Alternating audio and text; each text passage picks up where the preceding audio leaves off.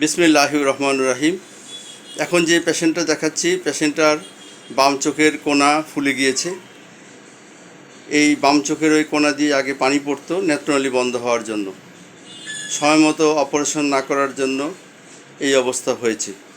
এটাকে বলে lacrimal abscess. এতে অসম্ভব মারাত্মক ব্যথা হয় এবং চোখে অনবরত পানি আগের চেয়ে বেশি পড়ছে এবং অনেকটা রুগী অনেকটা ছটফট করার মতো অবস্থা হয়। ব্যথার ওষুধের মাধ্যমে এই জিনিসটা ব্যথা কমানো হয়েছে। এই ফুলাটা কালকে আমরা হসপিটালে নিয়ে অপারেশন থিয়েটারে অবশ করে এই ফোড়াটাকে আমরা কেটে পুঁজগুলো বের করে নিয়ে আসব।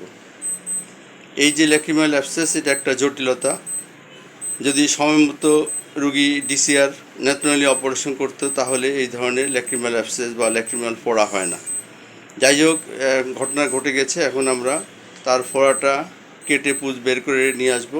পরবর্তীতে 2-3 মাস যাওয়ার পর এই অবস্থা যখন, চোখের এই কোণার অবস্থা যখন স্বাভাবিক হবে, শুধু পানি পড়বে কিন্তু কোনো পুঁজ আসবে না, ময়লা আসবে না, তখন আমরা এই চোখের নেত্রনালীর অপারেশন করব।